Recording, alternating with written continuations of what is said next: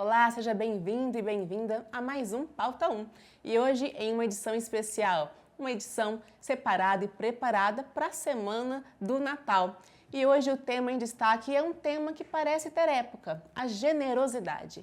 Afinal, por que será que nos tornamos mais generosos no fim do ano?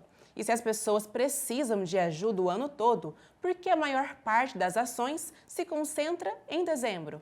Estudos mostram que praticar a generosidade ativa áreas do cérebro associadas ao bem-estar. Mas como transformar a generosidade em um valor permanente? Esse é um desafio, Jéssica, e a gente enxerga que nesse período de reta final do ano, as doações, esse espírito solidário, ele se intensifica, né? Mas quais as outras épocas do ano onde isso também cresce? Fatores culturais e sociais contribuem para esse fenômeno e hoje queremos discutir como é possível adotar a generosidade como um hábito, uma prática do dia a dia e não apenas como um gesto sazonal. E além disso, Charlie, a ciência aponta que a generosidade traz benefícios emocionais e psicológicos para quem doa, reduzindo o estresse e aumentando a sensação de propósito. Mas se é tão positiva, então por que nós limitamos esses gestos apenas às festas de fim de ano? No programa de hoje, nós vamos entender como incentivar uma generosidade constante que se estenda além do fim do ano. E para iniciar então esse bate-papo sobre generosidade, eu quero receber mais uma vez aqui ao Pauta 1 a psicóloga Cleide Neves, que vai nos ajudar a entender as razões psicológicas por trás desse comportamento. Bem-vinda, Cleide. Obrigada, Jéssica. Obrigada a cada um de vocês. É sempre uma satisfação estar aqui somando com a sociedade. Cleide, realmente, né, como a gente já adiantou por aqui, nesse fim de ano, ações pautadas em ser generoso realmente aumentam. Como que esse clima de generosidade, um clima coletivo, acaba afetando o nosso comportamento individual? Como a gente sabe, né, o bem-estar é associado, né, cientificamente à felicidade e comprovado cientificamente pela Universidade Harvard. Temos aí estudos recentes onde diz, né, que o bem-estar também é causado através daquilo que a gente faz de bem para o outro, né? A situação de você ser grato, né, você se sentir feliz, tendo aos seus olhos a felicidade do outro, desperta ali um sensor de uma emoção inexplicável, né, sobre o sistema nervoso central, onde aumenta aí a dopamina e é muito intensificante isso, né, no final do ano. Por que no final do ano? Geralmente, as questões culturais, né, os hábitos que a gente absorve, né, aqueles hábitos que a gente começa a pegar, dão continuidade. Então, é a questão do hábito. Por que só dezembro? Né? Dezembro é o mês que remete aí à questão da finitude. Né? É onde encerra o ciclo ali daquele ano 2024, agora que a gente está encerrando. A gente está encerrando um ciclo e, emocionalmente, psicologicamente, a gente vem, né, com os pensamentos de o que eu fiz durante esse ano?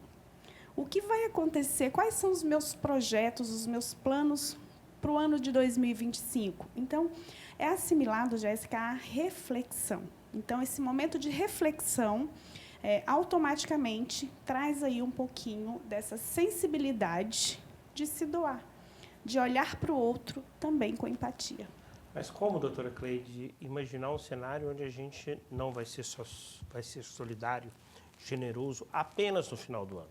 Como mudar na mente das pessoas esse tipo de comportamento? E ouvindo pessoas que fazem práticas não apenas no final do ano, mas de forma diária, constante, né? Elas dizem, às vezes a gente sai para uma ação social, distribuição de um alimento, distribuição de uma roupa, a doação de algo, parece que para aquela pessoa que está recebendo, tem o agradecimento, tem a questão que ela precisa daquilo que está sendo doado, mas quem está doando tem esse sentimento que a senhora destacou, de bem-estar, né, de felicidade, de poder às vezes com um gesto simples, está impactando a vida do próximo, né? Mas como fazer para essas pessoas não terem esse sentimento, pelo menos essa ação apenas no final do ano? Para isso acontecer em janeiro, em fevereiro, em março. Charlie, a gente foca também nas questões de alerta, né, nos meses de reflexões, como, por exemplo, vou trazer uma outra temática aqui, que também é focada em meses. Quando a gente vê aí o alerta do Outubro Rosa, Novembro Azul, será que a gente tem que cuidar da saúde física também somente no mês de novembro, no mês de outubro, que acontece o diagnóstico de um câncer de mama, de um câncer de próstata? O mês é o alerta, né? A gente precisa cuidar durante todo o ano. Não diferentemente a questão da generosidade. Antes mesmo de começar aqui, a gente estava falando sobre esse sentimento. É um sentimento, ser generoso é um sentimento, traz um sentimento de bem-estar. E, infelizmente, é um sentimento que não é associado a todas as pessoas. Mas tem um perfil? Existe um perfil de pessoas que, em geral, tendem a ser mais generosas? Essência, né, Jéssica? Essência. É aquilo que de repente, a gente chama na TCC, né, na abordagem TCC, a crença nuclear. O que é a crença nuclear? É aquilo que foi passado de geração a geração e que permanece e que dá sequência, dá continuidade. Uma mãe ela pode ter 10 filhos criados no mesmo ambiente, biologicamente do mesmo pai, da mesma mãe, eles vão ter comportamentos diferentes. Isso diz sobre personalidade. Então, a pessoa generosa ela tem sim um perfil.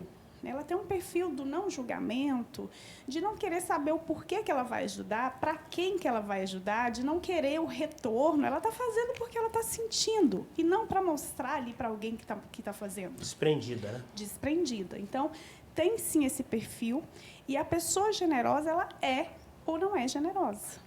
Ela faz para o outro. Ela faz sem... Tem até o ditado no senso comum, né? Fazer o bem sem olhar a quem, a pessoa generosa tem essa característica. E, Cleide, pensando no aspecto cultural do mês de dezembro, né, tem aquelas pessoas que, voltando ao sentido de finitude, né, o final do ano vai começar um novo ciclo, para aquelas pessoas que chegam em dezembro e, de repente, não estão muito bem, emocionalmente muito bem, psicologicamente muito bem, aí vê as festas acontecendo, mas tem aquela sensação de que é o mês de fazer o bem ao próximo, de muitas coisas boas, mas aí até que ponto, né, essa cultura de celebração prejudica as pessoas que querem, de repente, fazer algo de generoso, mas naquele momento não está se sentindo bem para fazer essa ação? Até que ponto esse sentimento cultural é prejudicial para a nossa saúde mental? Olha, nós temos aí, não é um diagnóstico, né? Não é um diagnóstico formal, mas é um apelido trazido aí pelos especialistas. Eu não sei se vocês já ouviram falar sobre a dezembrite. Não. A dezembrite é uma síndrome, né? Síndrome, ela não é uma doença, ela não está na classificação internacional das doenças, né? O CID.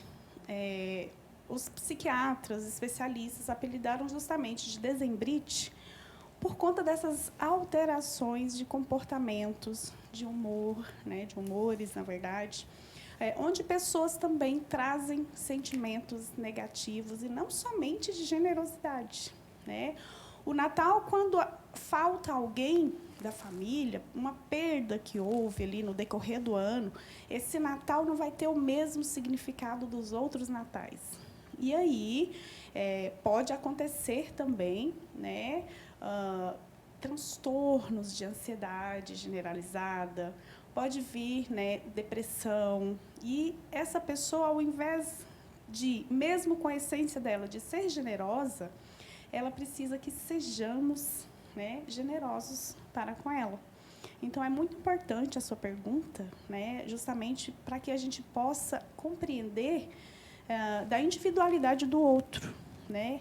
De repente, o outro queira até ser generoso ou generosa, mas ele não consegue, justamente pelo enfrentamento subjetivo, né, que ele está levando ali naquele momento, naquele clima que para ele não está nada, um clima natalino, né? E então a gente precisa compreender sobre, mais uma vez, o não julgamento. Nem todas as pessoas que gostariam de serem generosas vão conseguir, de fato. Cleide, você trouxe, né, que existe uma essência, um perfil que a pessoa tende a ter uma maior probabilidade, uma maior chance de ser generoso. Mas e se a pessoa não nasceu com essa essência, né, Charlie, né, Raul? Tipo assim, eu não nasci com essa essência. Tem escola?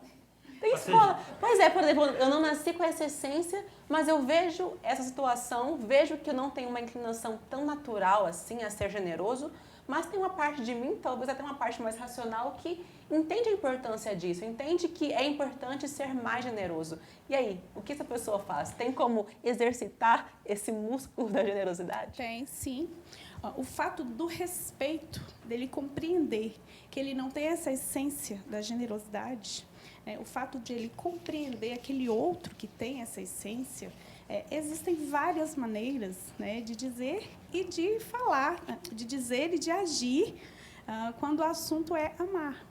Existem várias maneiras de amar. Talvez a maneira que a Cleide seja generosa seja diferente do Charlie, seja diferente de cada um de vocês. E aí, quando ele tem esse autoconhecimento, né, que ele não se encaixa nesse lugar de essência generosa, ele vai compreender outras maneiras, né, de praticar o bem, né? Sem a generosidade, é um pouco mais difícil, talvez até para ele mesmo, né, praticar. Mas tendo o autoconhecimento, que é um dos fatores que os pacientes mais buscam ali, o consultório terapêutico, é justamente para ele compreender do seu comportamento, compreender do comportamento do outro, né, para que ele haja nos conformes da ética, né, do bom senso.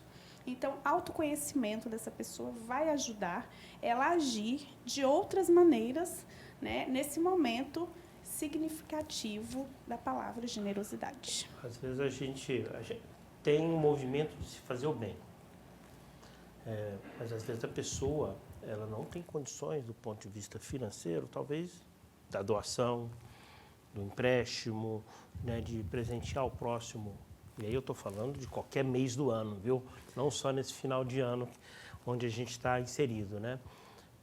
Mas existe a ação generosa do abraço, a ação generosa do ouvir o que a pessoa às vezes precisa dizer, desabafar, né?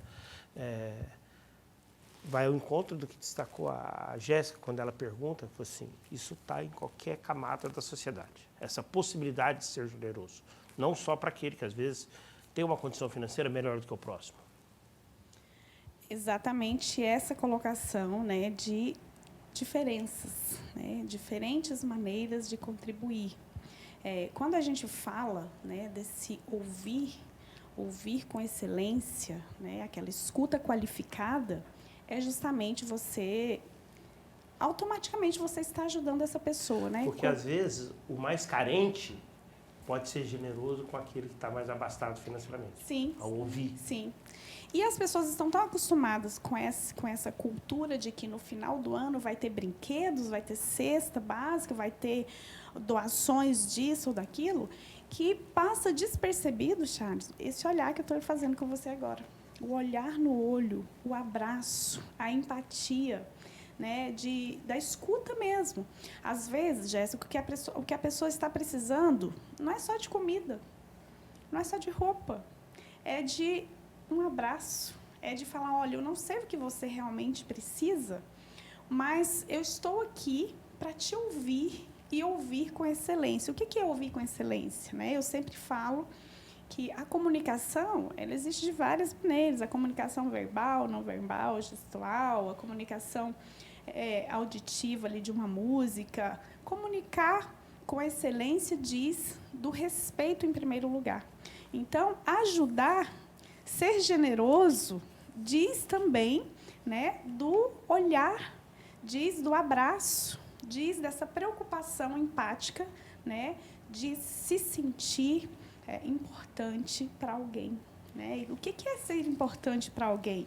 Né? É você fazer essa acolhida, né? É você ser solidário, generoso, até mesmo numa atenção, né, de olhar empático. Eclédia, a gente tem já ter essa atenção, né, nas nossas relações cotidianas, né, com a família, com os amigos. Às vezes não é uma pessoa muito próxima que está perto da gente, que a gente não sabe se está precisando desse abraço, assim, dessa palavra carinhosa no dia a dia. Aí, quando a gente vê essas ações de Natal, de Páscoa, de Dia das Crianças, geralmente as pessoas procuram aqueles lugares onde tem pessoas carentes, comunidades que menos abastecidas, assim, onde chegam menos recursos financeiros mesmo, e procuram ir levar uma ajuda naquele dia em específico. Mas como é que uma pessoa que já faz isso nessas datas pode incentivar também os amigos e a família a ter esse cuidado no cotidiano, para que a gente estenda essa solidariedade, essa generosidade ao longo do ano também, e não só nessas datas grandes que a gente até já espera muitas ações de solidariedade? Começa em casa, essa generosidade. Eu vou trazer um exemplo que eu escutei ontem em uma das minhas turmas do curso de psicologia, que vão à prática, né? E essa turma específica, ela lida com adolescentes. E no final do semestre a gente faz um projeto de intervenção, de acordo com aquilo que foi trabalhado no decorrer do semestre inteiro, né? E eles têm uma caixinha lá, anônima, onde fala o que você gostaria de ganhar no final do ano, no final desse semestre. Não remetendo automaticamente o Natal, mas o encerramento do semestre. E um adolescente de 14 anos remeteu a seguinte resposta: olha, eu estou brigada com os meus pais. Eu estou brigado, é um adolescente do sexo masculino. Eu estou brigado com os meus pais. E eu não tenho coragem de tomar iniciativa. Eles não falam comigo porque eles acordam muito cedo, eles vão trabalhar e chegam, eu já estou dormindo. Eu não estou tendo convivência com os meus pais, eu estou sofrendo muito com isso. Então, eu gostaria de ser contemplado com uma pergunta do meu pai ou da minha mãe, de como é que foi a minha semana, já que a gente tem tempo de se ver no sábado e no domingo. Então, quando você bem cita essa questão de ir para lugares onde tem pessoas carentes, pessoas que precisam, muita gente vai justamente por ter empatia por aquelas pessoas, né? O medo da solidão começa dentro de casa. Não é a quantidade de pessoas que estão ali dentro, é como essas pessoas convivem, né? Então, esse bem-estar começa dentro de casa. Ou seja, também há espaço para ser generoso com quem está por perto. Acho que ouvindo você falar isso me trouxe muito, né? O primeiro desafio é esse, né? Você ser generoso com quem está do seu lado. E aí a gente não é, no contexto que a gente vive, Cleide, a gente não é incentivado a ser generoso porque é difícil priorizar alguma coisa que não afete, que não beneficie a gente em primeiro lugar. Eu acho que isso também é uma outra discussão que a gente pode trazer. Esse contexto que nós estamos, com tantas tecnologias, com tantas possibilidades de... Isso é bom, é claro, né? Possibilidades de carreira e de ascensão, que são ótimas possibilidades, mas será que a gente não está sendo ensinado e motivado a sempre nos colocar em primeiro lugar? E, portanto, isso prejudica que a gente desenvolva um olhar mais generoso? Olha, eu sempre falo, Jéssica, desse primeiro lugar que a gente realmente tem que estar para que a gente consiga cuidar do outro. É necessário, mas é um primeiro lugar sem egoísmo. Sim, sem ser egocêntrico. Exatamente. Então, é necessário a Cleide estar bem para que ela consiga fazer uma acolhida ali do paciente dela. É necessário a Cleide chegar bem em casa também e não estar totalmente esgotada, né, com o risco aí de uma síndrome de burnout, para que ela também faça um bom papel, ela desenvolva ela tem um bom desenvolvimento ali dentro do ambiente familiar, né, onde estou sendo automaticamente referência para as minhas filhas, né? Envolve toda essa divisão, né, esse equilíbrio familiar e social. Não é que não adianta você não ser em casa e ser lá fora. É importante a gente perceber que começa dentro de casa, né? A gente precisa trazer esse equilíbrio, esse bom desenvolvimento ali para os filhos aprendem mais com o que percebem no dia a dia do que aquilo que lhe é orientado, né, pelos próprios pais. Então, é necessário a gente observar e se perceber nesse lugar de referência. Ela destacou esse exemplo que vem do berço, do pai, da mãe, do avô, da avó. para os próximos, para os jovens, para as crianças, né, para os filhos, né? Mas como fazer que esse sentimento também atinja o meu grupo de amigos, né? As pessoas do ambiente onde eu trabalho, da minha academia, do círculo que eu frequento, né? Hoje a gente passou daquele boca a boca, às vezes, muito para os grupos de WhatsApp. Né? Tem o grupo da família, tem o grupo das amigas, o grupo dos amigos, o grupo do futebol, o grupo da escola. Como fazer esse sentimento chegar a essas pessoas? As suas ações, né? As nossas ações. Nem tudo aquilo que a gente fala vai chegar a esse local objetivo. Mas a prática, né? Quando você dá o exemplo na prática, o outro vai acabar vagarosamente, né, te copiando. E é um copiar do bem, da generosidade. Mas aí a senhora está destacando que é importante o ato da generosidade, a ação, mas que essa ação seja também compartilhada, divulgada, que eu faça isso chegar às pessoas. Olha, dentro da necessidade de ser compartilhado, o ato de fazer, né, o ato, né, já diz sobre a ação. Você não precisa... É aquilo que a gente falou no começo do nosso debate, né? É fazer para o seu bem-estar, para a sua essência. Sem olhar para o que exatamente, a pessoa está fazendo para agradar. Agora, se você está num projeto que precisa fazer, né, uma arrecadação, se você está num projeto que precisa ser divulgado, é diferente, né? Você precisa ali de mídia, você precisa de fazer coletas. Não tem como você fazer essa ação caladinho ali, só na sua essência. Então, essa questão de divulgação, a essência não precisa ser divulgada. Ela né? Ela acontece. Então, essa generosidade do final do ano, existem essas diferenças aí da divulgação e da não divulgação. E para quem vai começar a fazer ações, assim, de repente se sente nesse momento inspirado a fazer algo, de repente identificou alguém próximo que precisa de algo, como é o tato com essa pessoa? Se você nunca teve esse ato de conversar ou de chegar e de entregar algo que a pessoa precisa, como é esse primeiro contato com a pessoa para você também não colocar a pessoa numa situação que ela não se via também de repente e de chegar mesmo com generosidade, que a generosidade tem o sentido dela e não de repente um constrangimento? Isso é muito sério. Inclusive, ocorreu, né, um acontecimento. A minha filha, a gente estava numa cidade praiana e uma moça estava com um chinelo na mão e uma sacola e estava um tempo chuvoso e ela falou: "Nossa, mamãe, será que ela não está com fome?" E aí eu falei: "Não sei, minha filha." A gente estava numa cidade, a gente não conhecia ninguém. E ela pega da carteira dela, tira R$10 e vai levar para essa pessoa. E a pessoa falou: "Não, eu estou indo para o meu trabalho." Então, essa questão de saber quem ajudar, né, é preciso fazer um levantamento. Existem pessoas que não precisam da gente fazer esse levantamento.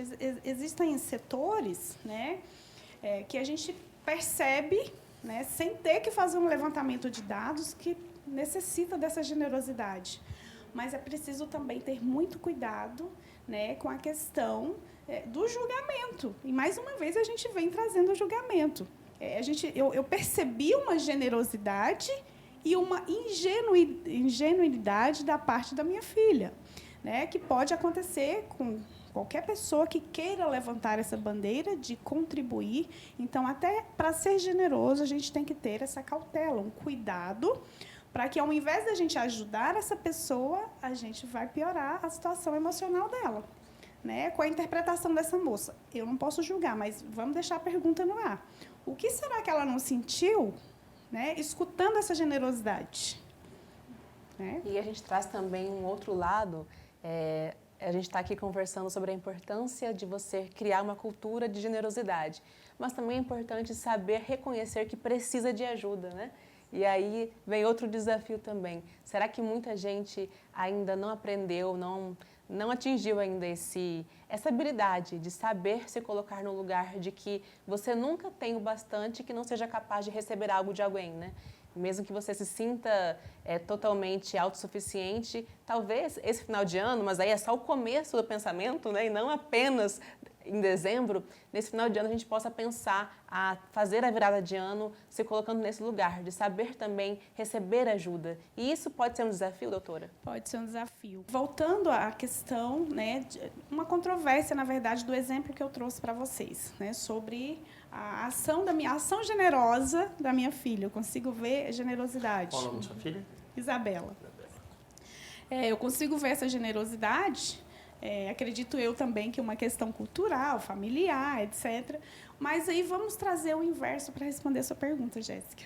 Vamos lá numa pessoa que, economicamente falando, ela não precisa da Cleide, nem do Charles, nem de um de nós. E essa pessoa, em nenhum aniversário, ela recebe uma flor de um jardim sequer. Entra também o nosso julgamento e a nossa falta de generosidade para essa pessoa que não precisa de uma cesta básica, para essa pessoa que não precisa de um automóvel do ano. Ela tem tudo isso e com sobra. Então, a generosidade diz, né, de um todo. Né? As pessoas, e eu falo generalizando, todos nós precisamos de um olhar empático, de um cuidado com as questões emocionais e não somente as questões físicas e materiais. Então, é preciso, sempre, durante todo o ano, e não somente o mês de dezembro, né, essa acolhida, esse cuidado, esse carinho. Amor não diz somente de questão financeira, não diz de dinheiro, não diz somente de atenção com bens materiais. Amor diz, mais uma vez, de essência, de generosidade. Qual outro mês depois, além de dezembro, onde esse sentimento de generosidade fica mais aflorado? Olha, vem uma data comemorativa, acho que o Dia das Mães é bem forte, né? Mas nenhum deles, Charlie, eu acredito que todos nós já tenhamos percebido, nenhum deles vem também somente com a essência da generosidade, vem a questão do capitalismo. Né, de comércio, de... A gente estava falando, né? O Natal ele já começa a ser preparado já no final de outubro, já, né?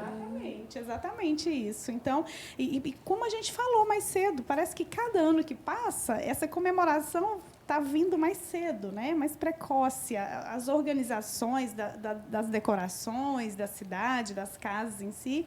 Então, a gente precisa tomar muito cuidado, né? E não olhar somente as questões...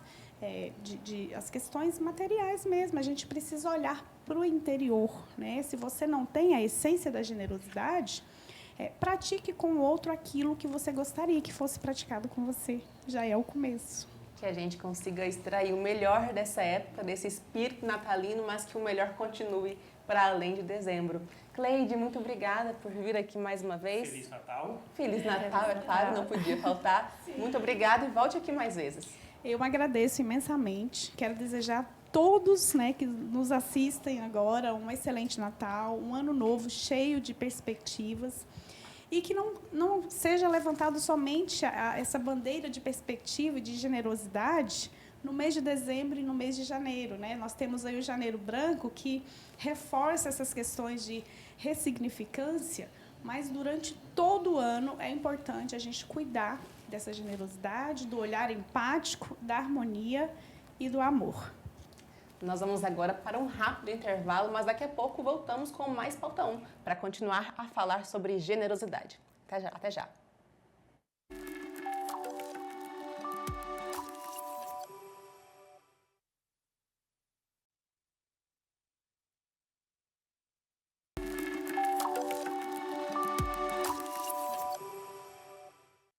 Estamos de volta com o Pauta 1 e dessa vez um Pauta 1 especial na semana de Natal.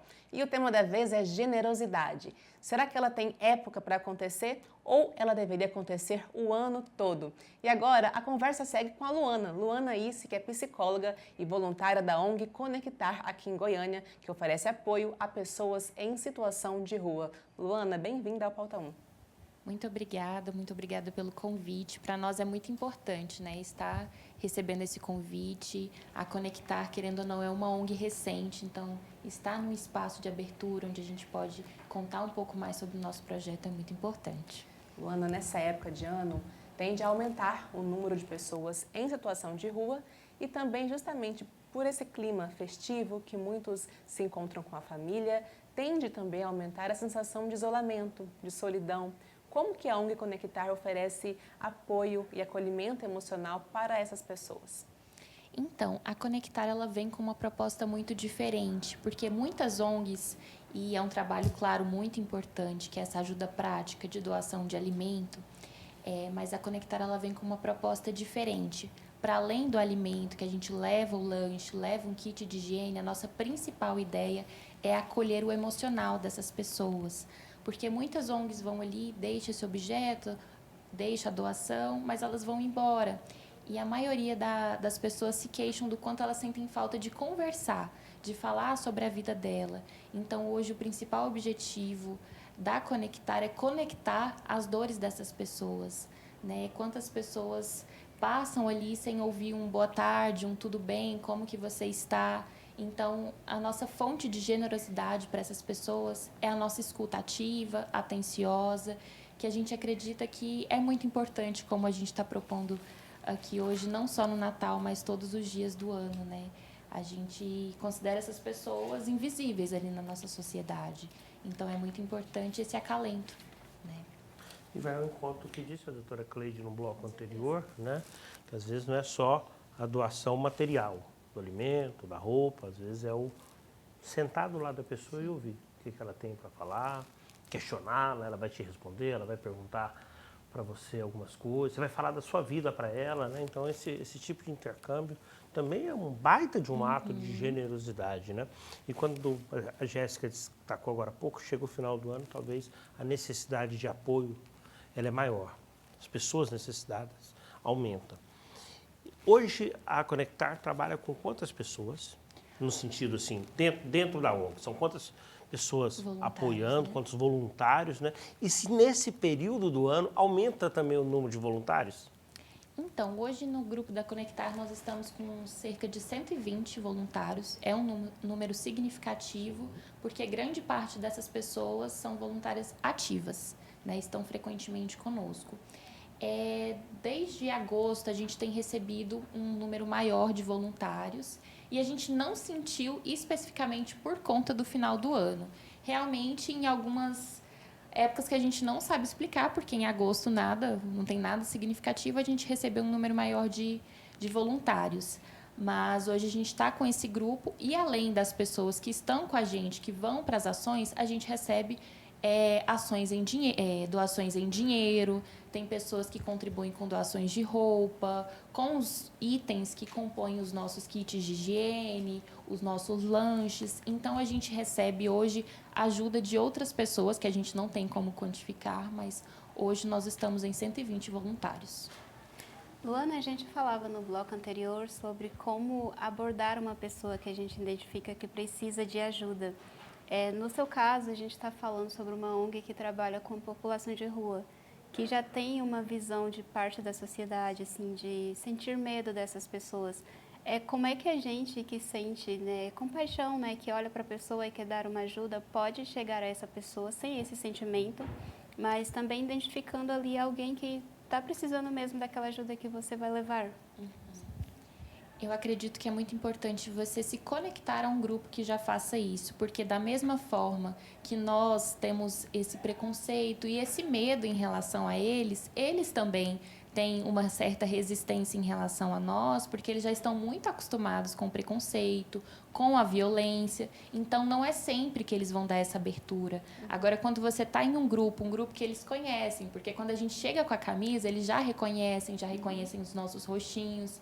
Então, a minha sugestão seria estar com o grupo, porque fica mais fácil para os dois lados, tanto para eles quebrarem essa resistência, quanto para nós quebrarmos os nossos medos, né? Até porque você vai estar ali com pessoas que já estão habituadas a fazer isso, e isso gera uma segurança, um conforto ainda maior, porque eu estava escutando a minha colega contando sobre o exemplo, e para quem não está habituado, o exemplo é muito importante, de ver como que um voluntário experiente se comunica com essa pessoa, com respeito, com escuta ativa.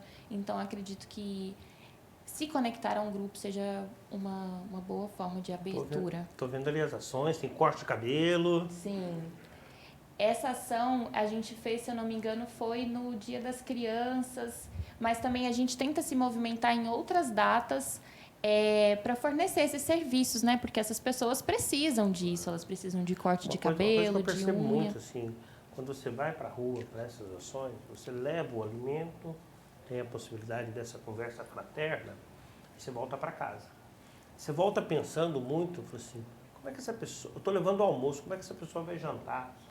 Quando ela vai tomar um banho? Quando ela vai ter a possibilidade de ir ao banheiro? Né? Escovar os dentes? Onde ela faz isso nessa situação de rua? Né? Então tem todo esse contexto, né? Que é muito difícil você voltar pensando em todas essas questões. E aí que é tão importante também, eu acho que você dar a oportunidade, o esforço mesmo, porque também no primeiro bloco conversamos que muitas vezes as pessoas não têm essa tendência, essa essência tão natural assim de ser generoso. Mas uma vez que você reconhece que é importante, e aí você fala, bom, eu vou participar de uma ação ali do Conectar, vou com eles uma vez. Esse esforço pode já ser o bastante para você tirar esse muro, né? Esse muro muitas vezes tão grande, assim, que a gente acha que há uma separação enorme entre nós barreira, né? e o outro ali em situação de rua, quase que a ponto, quase não, muitas vezes desumanizando quem está ali, né? Vendo a pessoa ali não como uma pessoa, mas como algo que está ali, já está acostumado a ficar ali. Então, eu queria que você também comentasse sobre isso, né? Você com certeza ouve relatos de pessoas que agora participaram de 1, 2, 3 ações. Como que esse processo acontece? De você ir aos poucos se conectando, se aproximando de quem está ali. É engraçado porque acontece de uma forma tão rápida, parece que a pessoa fez aquilo a vida toda. Porque quando ela chega para nós, ela já chega com um desejo muito grande de fazer a diferença. E o que acontece é que as pessoas percebem isso que você falou, que não é tão distante da nossa realidade. Eu diria que esse é o principal choque que as pessoas têm. Elas acreditam que a pessoa que está em situação de rua ela é muito distante da realidade. E na rua a gente conhece pessoas que às vezes falam 2 idiomas, que têm mais de uma graduação e está ali, né, em situação de vulnerabilidade. Isso é cada vez mais comum. Sim, pessoas que são estudadas. E antes a gente tinha uma ideia que a pessoa que ela está na rua é porque ela não quis estudar, porque ela não teve oportunidade. Então, quando a pessoa ela tem esse choque de perceber o quanto está próximo da realidade dela, ela vai criando de forma mais fácil esse sentimento de empatia, de poderia ser eu, poderia ser um irmão, poderia ser um amigo. Quando ela tem essa quebra, esse desenvolvimento de empatia, de generosidade, ele vai acontecendo e acontece muito rápido. É muito difícil a gente receber um voluntário que não volta, né? Porque o bem maior a gente está fazendo para o outro, mas a gente se sente muito bem. E logo você vê aquele voluntário voltando 1, 2 vezes, já assumindo a coordenação de alguma ação, assumindo algum cargo de liderança dentro do nosso trabalho. E aí, para quem quer começar nesse trabalho, não só na Conectar, né, ou em algum outro projeto, em alguma outra ONG, né, como fazer? Então, hoje em Goiânia, ainda bem, nós temos muitas formas de ajudar. Além da Conectar, a gente tem outros grupos, tem igrejas também, tem o tio Cleobaldo, que faz um trabalho muito bonito. E todas essas ONGs, esses grupos que vão ajudando, eles têm redes sociais. Então, você pode entrar em contato com aquele que você se conectar mais, mandar uma mensagem. Muitos funcionam por formulário, ou você envia uma mensagem. Eles estão sempre muito abertos, porque toda ajuda, mesmo que ela não seja financeira, mesmo que essa pessoa não consiga ir à ação, já faz toda a diferença. Então, hoje, esse acesso ele é muito facilitado. Antes não era tanto, né? Hoje, com o Instagram, com as redes sociais, é muito fácil você estar presente dentro de um grupo. Luana, o Charlie comentava da situação da gente ajudar uma pessoa assim, em situação vulnerável, de rua, e depois a gente voltar para casa. Você conhece iniciativas aqui em Goiânia ou em outros lugares que visam a retirada mesmo, a ajuda para essas pessoas saírem da rua, assim, para elas mudarem de vida? Eu digo isso porque no domingo, por exemplo, eu conversava com um padre e ele falava da iniciativa de uma paróquia aqui da cidade que está fazendo uma ação de empreendedorismo entre a própria comunidade. Eles produzem petas e eles distribuem essas petas para pessoas vulneráveis vender. E algumas pessoas que vendem essas petas já estão vendo a possibilidade de empreender nesse sentido, né, de produzir mais, porque já está tendo um retorno financeiro. Então, há a possibilidade de levar esse serviço, essa visão de mudança mesmo de vida para essas pessoas que hoje estão em situação de vulnerabilidade, mas desenvolvendo uma ação como essa, podem depois também construir uma vida mais digna, sair da rua, conseguir se manter financeiramente na cidade.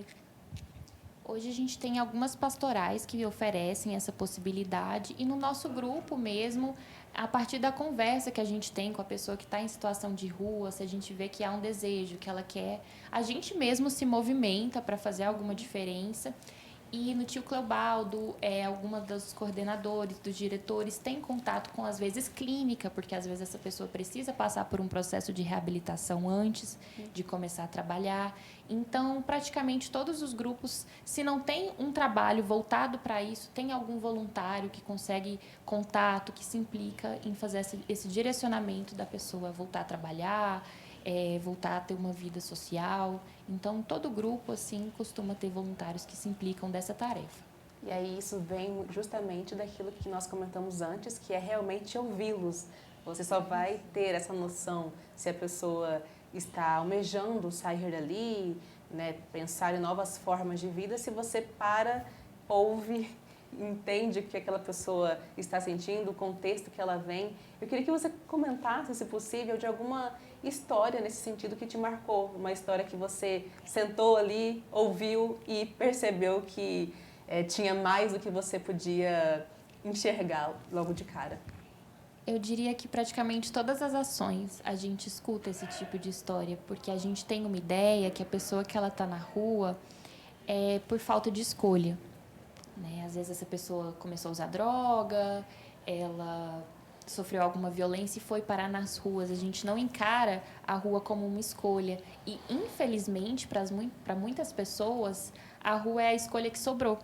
Porque hoje, a maioria das pessoas que se encontram em situação de rua é por questão de desavença familiar, por preconceito, por abuso dentro da família. Então, ela não conseguiu esse amparo dentro do próprio lar, dentro da família. Então, ela acaba chegando às ruas e é muito difícil para nós. Às vezes, a gente pode ouvir com ouvido julgador mesmo. Ah, você está na rua porque quer? É um querer, mas é um querer que tem um contexto. Essa pessoa ela não consegue enxergar dentro de casa, dentro do lugar que ela deveria se sentir amada, esse amor. Então, acaba que, para muitas pessoas, a rua é a alternativa que sobra, né? Então, eu diria que toda ação, a gente tem esse choque de descobrir que a rua é o que sobrou para muitas pessoas e que a gente tem que trabalhar a nossa escuta, porque é muito difícil, dentro da nossa realidade, acreditar que aquilo pode ser a realidade, a escolha de alguém. Então, a rua ela é muito surpreendente, inclusive nesse sentido, né? Como que alguém pode escolher isso? Mas a gente não sabe de que contexto essa pessoa veio. Luana, você destacou algo legal, que é a regularidade por parte dos voluntários dentro do projeto da Conectar, né? Se você tem um número ali, uma média, às vezes aumenta um pouquinho, diminui um pouquinho, né? Mas a questão das ações no sentido de doações, de pessoas que gostam de apoiar a ONG, que conhecem o trabalho, que confiam, né? Existe nesse período de final de ano um aumento das doações? Com e certeza. como fazer para que isso não seja uma regra? Para que você tenha também, para que seja regular como o número de voluntários? Então, a gente percebe um aumento muito grande, não só de doações, mas de ações. A gente até tem que tomar um pouco de cuidado com o nosso calendário de ações no Natal e no Dia das Crianças, porque às vezes a gente vai assistir a algum bairro, algum lugar e já está tendo ação naquele lugar. Então, são 2 períodos que hoje a gente percebe um grande aumento de doações. E quando vocês mandaram essa mensagem, eu fiquei pensando, para além da provocação para a sociedade, né, vamos ser mais generosos o ano todo, me veio que isso deve ser uma provocação para nós também, voluntários. Como que a gente pode chegar nessa pessoa que está vindo só no final do ano e mostrar para ela o nosso trabalho, mostrar a ponte que a gente faz para que ela queira também ajudar nos outros meses do ano? Eu enxergo que é uma responsabilidade nossa também, né? Pensar ali no grupo, como é que a gente pode fazer essas pessoas enxergarem que nosso trabalho é importante. Como é que a gente pode se aproximar dessas pessoas, trazê-las para perto? Às vezes ela não tem condição financeira, emocional de sustentar uma ação, mas que de outras formas a gente pode mostrar para ela que ela pode ajudar nos outros meses do ano, porque às vezes a gente fica aí nesse discurso, né? A sociedade, o outro, mas trazendo para nós como que a gente pode aproximar essas pessoas. E eu acredito que mostrando o trabalho que a gente faz, porque as pessoas sentem fome o ano todo, elas sentem frio o ano todo. Então, se a gente se propôs a estar nesse trabalho, que a gente possa mostrar para as pessoas. Então, acredito que é uma grande responsabilidade do nosso grupo mostrar, né, que o nosso trabalho é uma ponte que deve existir todos os meses do ano.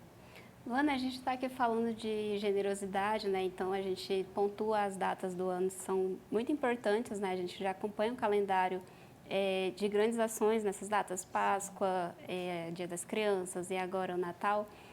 Queria que você falasse um pouco de você, né? Que diferenças você... A gente está diante de uma pessoa que faz isso todo ano, né? Todos os dias do ano, está engajada nessa causa. Que diferença você viu em você depois que você começou a fazer voluntariado todos os dias do ano e não só nessas datas grandes, assim? Eu acho que você como um todo... Quem era a Luana antes e quem é a Luana hoje? Então, no meu caso... É diferente porque já era minha profissão, né? Como eu sou psicóloga, a escuta já é o meu dia a dia. Mas eu consigo perceber que dentro do meu núcleo familiar isso mudou. Porque às vezes a gente se implica muito com a ajuda externa. E quando a gente vê tantas pessoas se queixando de desestrutura familiar, de falta de cuidado no núcleo, você começa a se atentar, pelo menos no meu caso, em como eu posso ser mais cuidadosa dentro do meu núcleo, com as pessoas que estão próximas a mim, com os meus amigos que são voluntários, como que eu posso ter uma relação melhor com eles, para que a gente não chegue num lugar de desestrutura. Então, eu percebo que, para mim, pelo menos, essa foi a principal mudança, né? Mudar os meus arredores para que não se torne uma história como as que eu escuto. Luana, e para quem quer conhecer as ações da Conectar, não só em dezembro, mas acompanhar ali, seguir ativamente durante o ano todo, por onde que as pessoas podem te encontrar? Encontrar a ONG, né? Isso. Nós estamos no Instagram, ONG Conectar, e no nosso link da bio tem o nosso formulário, onde essa pessoa pode preencher, entrar no nosso grupo e fazer as ações. Mas como é um trabalho que às vezes exige certa estrutura emocional, porque é delicado, é sensível, essa pessoa ela pode ajudar com dinheiro, com arrecadação de roupa, de alimentos, porque às vezes essa pessoa está em situação de vulnerabilidade e não tem como cozinhar, mas a gente direciona uma família que a gente sabe que pode. Então essa pessoa ela pode ajudar de qualquer forma. Às vezes até com um trabalho de mídias sociais. Olha, eu não consigo ir nas ações, mas eu sei fazer designer gráfico e vou montar as artes para vocês. Então, assim, tendo desejo, ela pode ajudar da forma que ela quiser. Ela nos procurando, a gente arruma trabalho para ela. Trabalho tem. Tem muito. Não falta oportunidade. Quando Luana, a muito gente obrigada. brinca, leva a carteira de trabalho que a gente assina. A gente dá um trabalho para essa pessoa, não pode ficar despreocupada. Luana, que ótimo conhecer a sua história, conhecer mais também da história da Conectar. Parabéns pelo projeto, sucesso nas próximas ações e também Feliz Natal, Feliz Ano Novo também para você. Feliz Natal para todos e a gente agradece muito esse espaço. Como a Conectar é um projeto recente, para nós é extremamente importante receber essa visibilidade, estar nesse espaço e a gente espera que de alguma forma, né, toque no coração das pessoas, quebre esse preconceito, para que elas consigam de alguma forma poder ajudar não só no Natal, mas em todas as épocas do ano. É isso, eu também. Obrigada a você que nos acompanhou. Continue também seguindo a gente pelo Instagram, no @sistemasagres_. Ótimo final de ano para você e para toda a sua família. E até o próximo Pauta 1.